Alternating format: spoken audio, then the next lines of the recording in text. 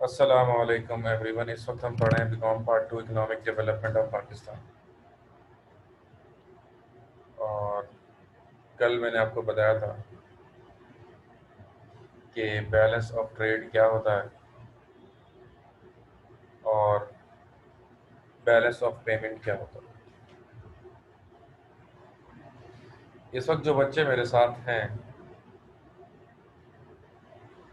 मैं ये चाहूँगा कि अगर आप में से कोई भी अपना माइक खोलकर ये बता दे कि बैलेंस ऑफ ट्रेड क्या होता है, बैलेंस ऑफ पेमेंट क्या होता है और इन दोनों में डिफरेंस क्या होता है। I would highly appreciate if anyone can tell me whatever is being asked to you. Please at least try.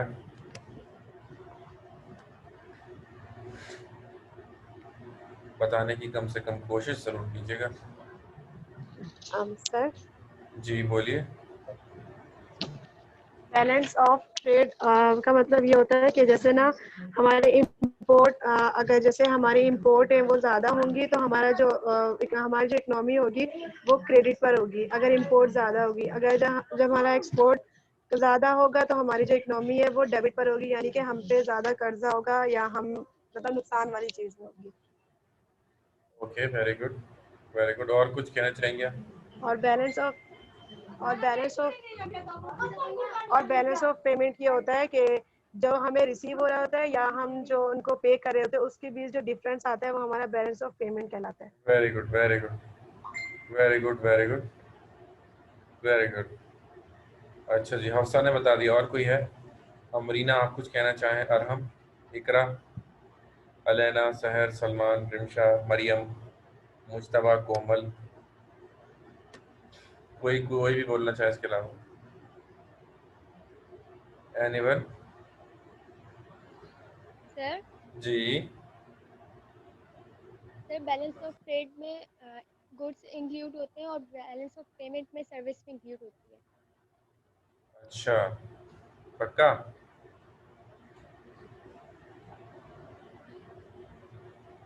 देखें मरियम और बाकी सभी कि बेटा बैलेंस ऑफ ट्रेड में फिजिकल गुड्स शामिल होते हैं, जबकि बैलेंस ऑफ पेमेंट में फिजिकल गुड्स भी शामिल होते हैं, साथ साथ सर्विसेज भी शामिल होती हैं।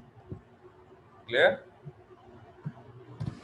सिर्फ ऐसा नहीं है कि बैलेंस ऑफ ट्रेड में फिजिकल और वहाँ पे सर्विसेज, ऐसा नहीं है, बल्कि balance of payment is something bigger. Balance of payment के अंदर पूरा बैलेंस ऑफ ट्रेड भी आ जाता है, क्योंकि उसके अंदर सारे के सारे फिजिकल आइटम्स आ जाते हैं, प्लस ये कि सर्विसेज भी आ जाती है। तो बैलेंस ऑफ ट्रेड जो होती है वो थोड़ी बड़ी चीज होती है। बेटा फ्री होके चेक करता हूँ मैं। अच्छा जी,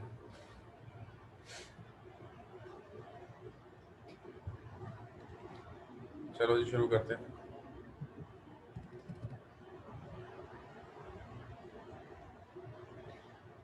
आज जो हमारा सवाल है बहुत ही रिपीटेड सवाल है। आप इकोनॉमिक डेवलपमेंट के पास पेपर्स जब आप देखेंगे आपको ये बार बार नजर आएगा, ठीक है ना?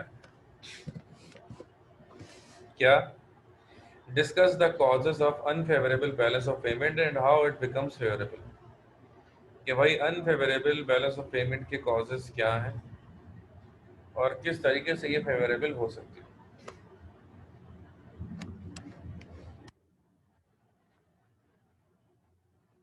ठीक है जी।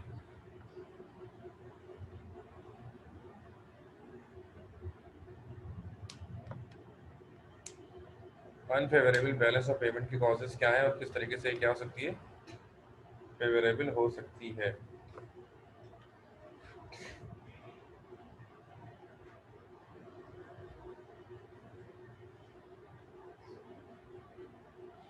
To correct a chronic and adverse balance of payment of Pakistan is not an easy job. तो कल मैंने आपको बताया था कि पाकिस्तान की जो बैलेंस ऑफ पेमेंट है वो शुरू से ही नेगेटिव। आज मैं आपको बताऊंगा कि व्हाट आर द रीजंस ये शुरू से नेगेटिव क्यों है।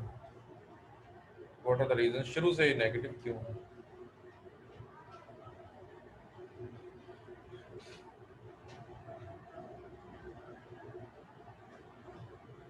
To correct chronic and adverse balance of payment of Pakistan is not an easy job. Pakistan की बैलेंस ऑफ पेमेंट सही करना कोई आसान काम नहीं है, और ये नामुमकिन जितना मुश्किल हो चुका है जो अभी तक के हालात है। इवन इमरान खान के दौर में बैलेंस ऑफ पेमेंट शदीद जो है वो बुरी हालत का शिकार है, जबकि एक हैंडसम प्राइम मिनिस्टर है, एजुकेटेड है और ईमानदार है, सो कॉल्ड सब कहते हैं। It cannot be corrected until the economy is fully revamped and her entire resources are fully exploited. यानी कि कब तक नहीं हो सकता, ये जब तक नहीं हो सकता कि तब तक आप अपनी इकोनॉमी को क्या न कर लें, सही पूरी मुकम्मल तौर पर बेहतर ना कर लें, ठीक है ना, और न सिर्फ इकोनॉमी को मुकम्मल तौर पर बेहतर ना कर लें बल्कि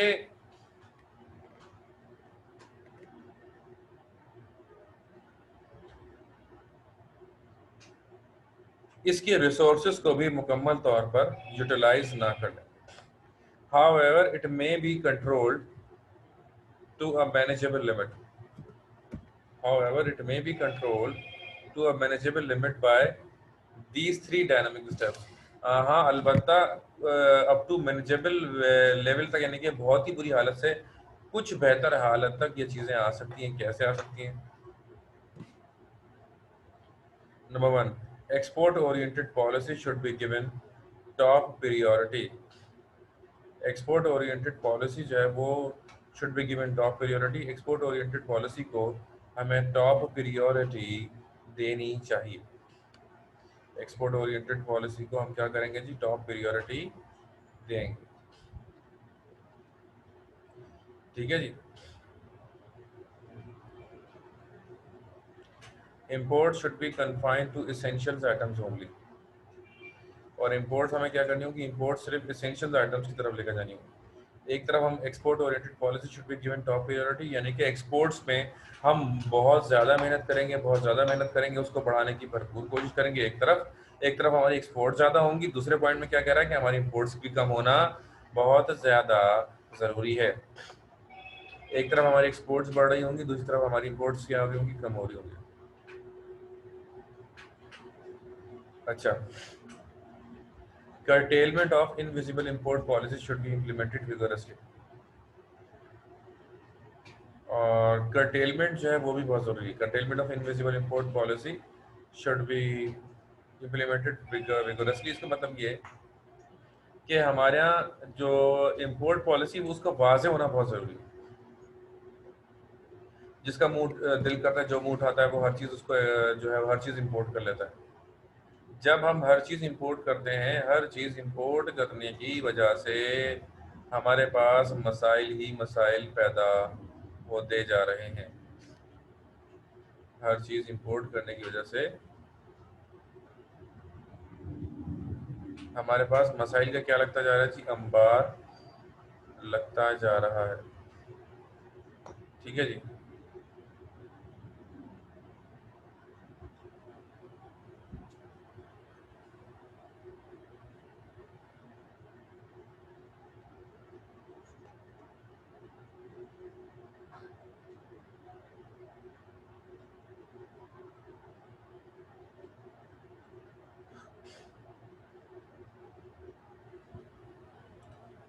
हमें ये चाहिए कि हम इंपोर्ट जो है ना करें, कम से कम वो चीज़ ज़रूर इंपोर्ट ना करें जिन चीज़ों को हम खुद से बना सकते हैं। मिसाल के तौर पर अगर बिरयानी घर में पक सकती है और रोज़ाना आप बाहर से बिरयानी लाएंगे तो बहुत महंगी पड़ेगी। एक न एक दिन आपको इस बात का एहसास होगा कि आपने बिला वजह के खर्चे बढ़ाए। दूसरी तरफ आपके जो अपने घर के जो रिसोर्सेज है वो आइडल हो जाएंगे। जब रिसोर्सेज घर के आइडल हो जाएंगे, बहुत अरसे तक वो रिसोर्सेज आइडल रहेंगे तो वो रिसोर्सेज नाकारा हो जाएंगे, फिर वो कल को किसी काम के नहीं रहेंगे। आधी बात है।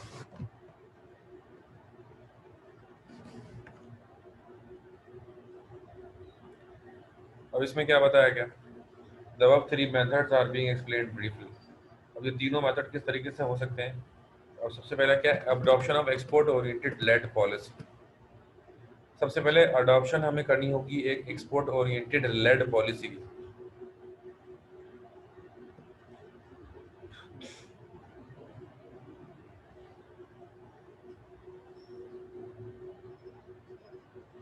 जी हाँ, जितनी ज्यादा इंपोर्ट होती रहेगी बैलेंस ऑफ ट्रेड अनफेवरेबल होती जाएगी, माइनस में जाती जाएगी। कोई भी मुल्क जिसकी एक्सपोर्ट्स कम और जिसकी इंपोर्ट ज्यादा हो वो कभी तरक्की नहीं कर सकता। पाकिस्तान में अगर कायद आज़म खुद उठ के आ जाएं, लियाकत अली खान खुद उठ के आ जाएं, अल्लामा इकबाल खुद उठ के आ जाएं, मौलाना मोहम्मद अली जौहर को बैठा दो, मोहम्मद शौकत अली जौहर को, सबको उठा के बैठा दो, जब भी पाकिस्तान तरक्की नहीं करेगा। क्यों नहीं करेगा? जब तक हमारी एक्सपोर्ट ज्यादा नहीं हो जाती, जब तक हमारी इंपोर्ट कम नहीं हो जाती, हम कभी भी तरक्की नहीं कर सकते। ये हमें समझना चाहिए। हमें अपनी एक्सपोर्ट्स को हर हाल में बढ़ाना होगा, हमें अपनी इंपोर्ट्स को हर हाल में कम करना होगा। पाकिस्तान में अभी तक इस पर तवज्जो नहीं दी जा रही, अभी भी हमारी एक्सपोर्ट्स बहुत कम और इंपोर्ट्स बहुत ज़्यादा हैं। अच्छा, मैं आपको बताऊं कि मैं ये चाहता हूं कि मैं कोई चीज़ बनाकर एक्सपोर्ट करूं, लेकिन एक्सपोर्ट के लिए एक्सपोर्ट लाइसेंस लाओ, ये लाओ, वो लाओ, अपने आबा अजदाद के सारे डॉक्यूमेंट भी जमा कराओ, प्रॉपर्टी डॉक्यूमेंट जमा कराओ, टैक्स जमा कराओ, यूं कराओ, यूं कराओ। यानी कि इतनी सारी चीज़ें हैं कि भैया ये सब भी बहुत ज़्यादा बड़े बड़े मसाइल हैं, ठीक है ना। अच्छा, चलें अब इसको पढ़ते हैं, इसमें क्या लिखा हुआ है। Exports play a critical role in the growth of an economy of a country. Exports एक बहुत ही क्रिटिकल रोल प्ले करते हैं किसी भी इकोनॉमी ऑफ द कंट्री के अंदर। It is amply regarded a crucial factor of the economic development process. और ये बहुत ही क्रूशियल फैक्टर होता है, और बहुत सा सबसे मेन क्रूशियल फैक्टर एक्सपोर्ट ही समझा जाता है, ठीक है ना। Pakistan has abundance man power and real productive resources. Pakistan के पास देखें, जो मेन चीज़ होती है ना, वो पाकिस्तान के पास है। भाई मिसाल के तौर पर अगर हमारे पास किसी घर में मिसाल के तौर पर 4 भाई हैं, अगर 2 जॉब करें और 2 नकार हैं, 2 अगर जॉब नहीं करें, 2 अगर नहीं कमा रहे हैं, तो क्या वो पूरा घर तरक्की करेगा? नहीं करेगा। जिस लेवल पर जाकर उन्हें बहुत तेजी से तरक्की करनी चाहिए थी वो नहीं करेगा। क्यों? क्योंकि 2 जो नकारा भाई हैं उनकी वजह से वो पीछे आते जाएंगे, ठीक है ना। भाई उनका जो लाइफस्टाइल होना चाहिए था, अब 4 भाई कमाएंगे, ज्यादा कमाएंगे तो फिर लाइफस्टाइल अलग होगा ना। लेकिन अगर 2 कमा रहे हैं और 2 नहीं कमा रहे हैं, तो फिर क्या होगा? उनका लाइफस्टाइल सेट थोड़ी हो सकता है। यही पाकिस्तान के पूरे, और ये Pakistan is a family, we are a family, ठीक है ना। अब पाकिस्तान का यही हाल है। पाकिस्तान में 2 भाई कौन से कमा रहे हैं? एक टेक्सटाइल कमा रहा है और एक पोर्ट्स एंड शिपिंग का काम बिजनेस कमा रहा है। इसके अलावा सब लेटे हुए, बैठे हुए भी नहीं, लेटे हुए। अब क्योंकि ये कमा नहीं रहे, जब तक बाकी सेक्टर्स भी पाकिस्तान के नहीं कमाएंगे, पाकिस्तान तरक्की पर नहीं जा सकता, पाकिस्तान ग्रो नहीं कर सकता।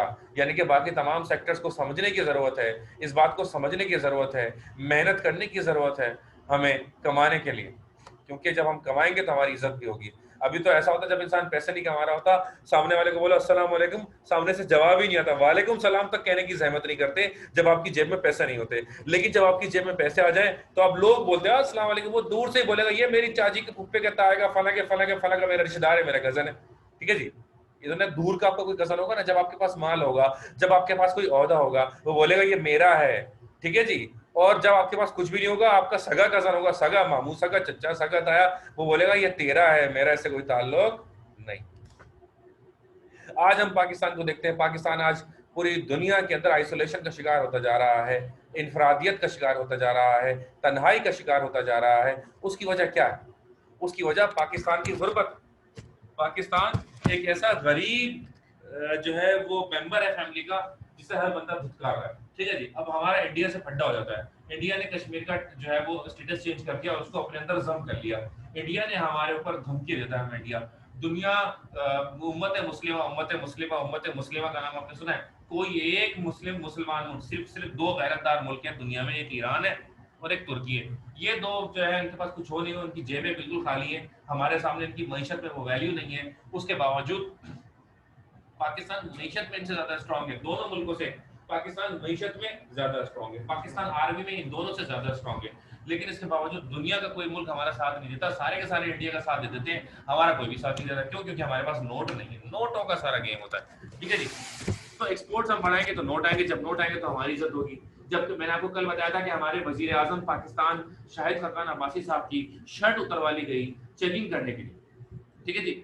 आप यकीन करें, मैं जाऊंगा, मैं अपनी शर्ट नहीं उतारूंगा इतनी आसानी से। ऐसे कैसे उतारेगा? मैं पहले उससे बहस करूंगा 2-3 घंटे 4 घंटे, ठीक है ना।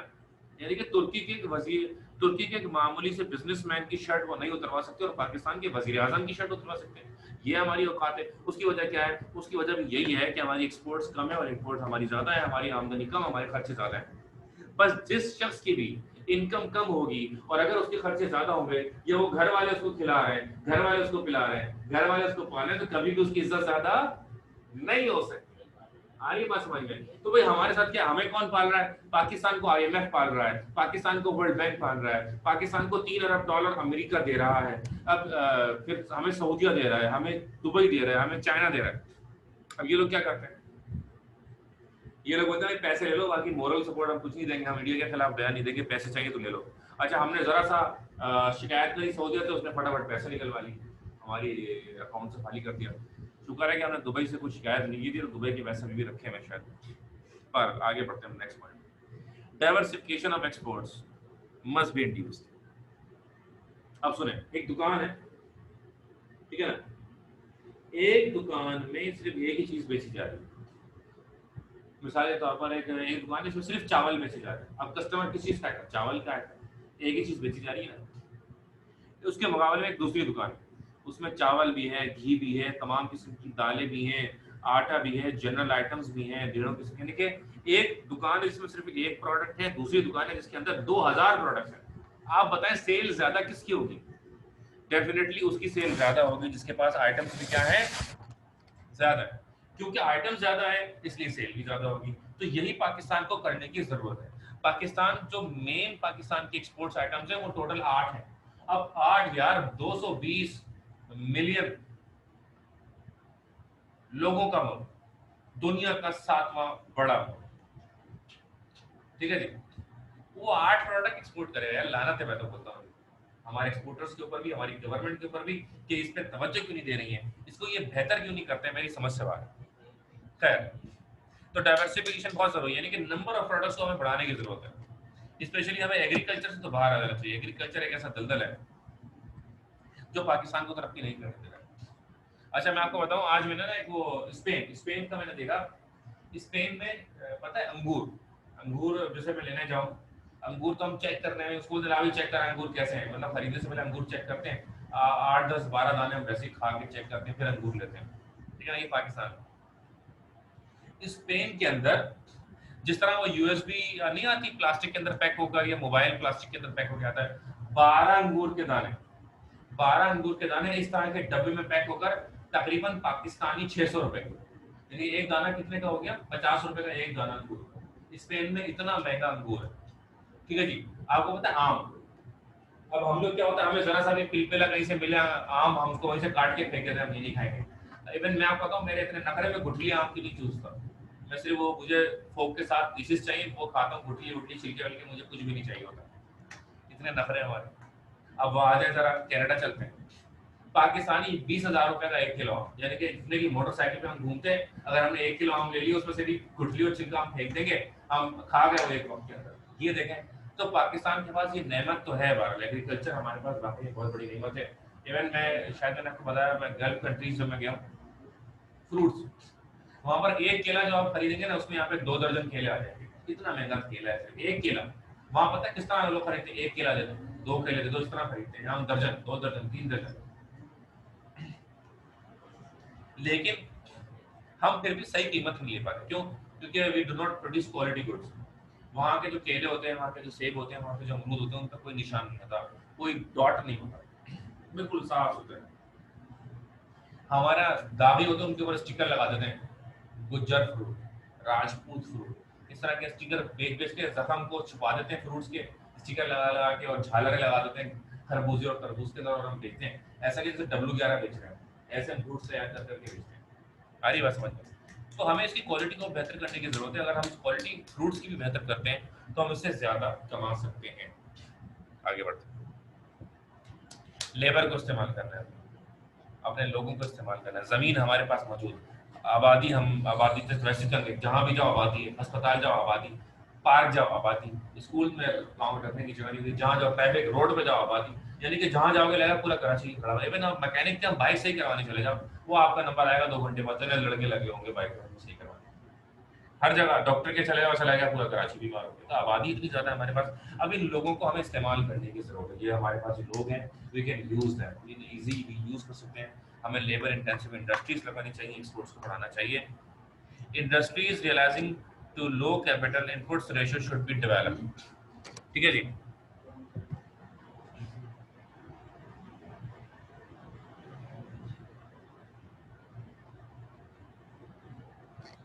यूरोपियन कंट्रीज तो हमसे सामान ही नहीं लेते भाई, मेजोरिटी यूरोपियन कंट्रीज पाकिस्तान से सामान नहीं लेते।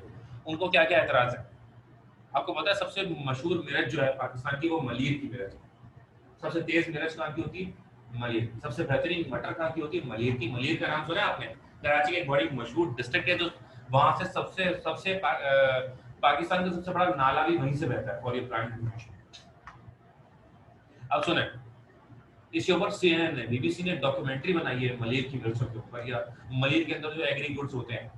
तो सीएनएन बीबीसी यानी कि international biggest news channels of the world, उन्होंने इस पर डॉक्यूमेंट्री बनाई कि किस तरीके से सेवरेज के पानी से प्याज, मटर, मिर्चें प्रोड्यूस की जा रही है। सेवरेज के नाले के काले पानी से ये चीजें प्रोड्यूस की जा रही हैं। सब्जी खाओगे सेहत अच्छी होगी, लेकिन ये सब्जी, ये प्याज जो मलिर में प्रोड्यूस होती है, अगर ये खाने से कैंसर हो सकता है, प्याज खाने से, जबकि एंटी कैंसर इंसिडेंट्स होते हैं इसके अंदर। लेकिन ये क्या उल्टा जा रहा है? क्यों? क्योंकि वो गंदी चीजों से प्रोड्यूस हो रहा है। जी, गंद से तो गंदी पैदा होगा। आ रही है आपको बात समझ में? तो ये हमारा है, उन्होंने इस पे डॉक्यूमेंट्री बनाई है। ये तो ये मसला कि हमारे यहाँ क्वालिटी कंट्रोल ही नहीं है, कोई check and balance. Number 1। Number 2, Pakistan में बच्चों का गलत इस्तेमाल करता है। ठीक है ना? पाकिस्तान में बच्चों का गलत इस्तेमाल किया जाता है। क्या गलत इस्तेमाल?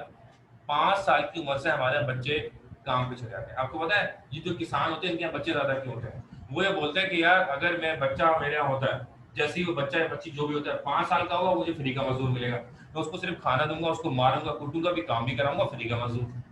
लेकिन अगर वो बाहर से हायर करता है, कुछ तो सैलरी देनी पड़ेगी, तो वो क्या करता है? फौज लगा देता है। एक शादी करेगा 6, दूसरी शादी करेगा 6, तीसरी शादी करेगा 8। ऐसे अपने 20-25 बच्चे उसके होते हैं जो फ्री के उसके मजदूर होते हैं। ये भी हमारे यहाँ आबादी बढ़ने की वजह एक और। मैं ऐसे ऐसे लोगों को जानता हूँ, मतलब मैं खुद, क्योंकि सखर में मैं तकरीबन पाकिस्तान के मेजॉरिटी शहर जो है वो मैं घूम चुका हूँ। यही राइस मिल है और ये पता नहीं कौन कौन से गन्ना, पता नहीं इतने बिजनेस के बारे में मैंने रिसर्च की है। अभी इधर हालात बेहतर हो तो मेरा जाना है, अभी पेंडिंग में है मेरा, जाऊंगा। कोयटा भी जाना है, फैक्ट्री विजिट करना है एग्रीकल्चर की।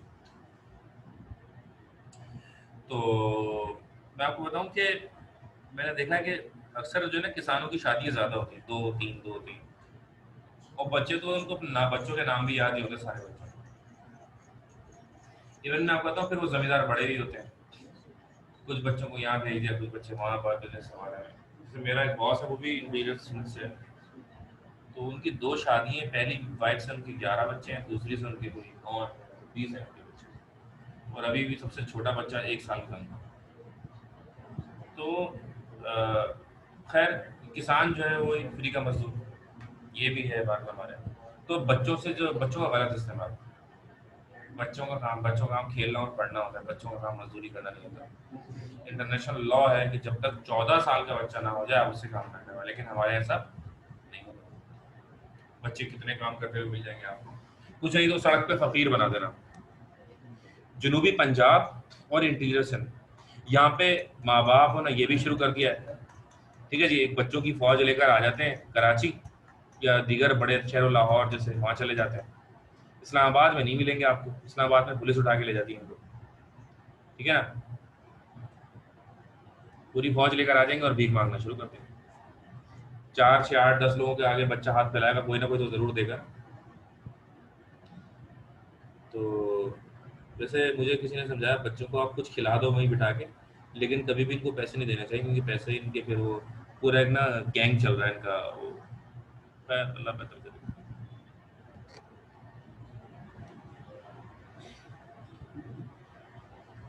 लो कैपिटल इंडस्ट्रीज का रेशियो बढ़ाना की जरूरत है। उसके बाद revival of sick industries unit should be maintain. हमारी जो सिक इंडस्ट्रीज है उनको हमें बेहतर करना चाहिए, उनकी हालात हमें बेहतर करने की भरपूर कोशिश करनी चाहिए। जब उनके हालात बेहतर होंगे तो ही वह मुल्क बेहतर होगा। जब उनकी सिक इंडस्ट्रीज के हालात बेहतर होंगे तो ऑटोमेटिकली हमारे मुल्क में जॉब्स बढ़ेंगी, प्रोडक्शन बढ़ेगी, एक्सपोर्ट्स बढ़ेगी। ठीक है, next, standard of quality should be maintain at all levels. Standard of quality को भी मेंटेन करना चाहिए एट ऑल लेवल्स, यानी कि अच्छे क्वालिटी ओरिएंटेड प्रोडक्ट्स बनाने की जरूरत है। जब क्वालिटी ओरिएंटेड प्रोडक्ट्स बनाएंगे तो लोग ज़्यादा खरीदेंगे। सुना, ज़्यादा बारिश आती है तो ज़्यादा पानी आता है, ज़्यादा अच्छी क्वालिटी देंगे तो ज़्यादा लोग खरीदेंगे। जब ज़्यादा लोग खरीदेंगे तो हमारा मुल्क के खुद ही हालात बेहतर होना शुरू हो जाएंगे। ठीक है,